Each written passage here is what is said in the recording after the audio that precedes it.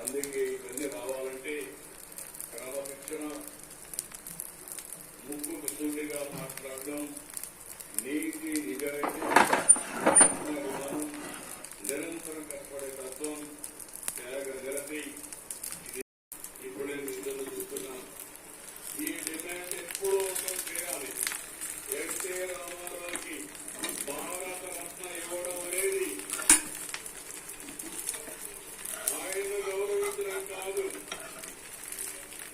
దేశాన్ని గౌరవించుకోవడం, జాతిని గౌరవాన్ని పెంచుదాం, తెలుగుడి సత్తా చాటుదాం.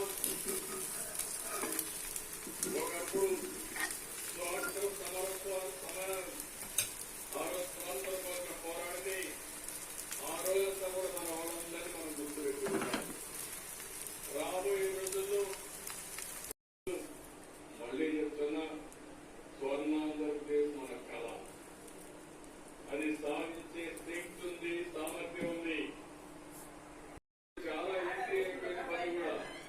మీ దగ్గర సెల్ ఫోన్ ఉంది, సెల్ ఫోన్ తోనే పనులు చేసే పరిస్థితి వస్తా ఉంది. ఇంట్లో కూర్చుంటే ప్రపంచం మొత్తం పనిచేసే పరిస్థితికి వస్తున్నాం.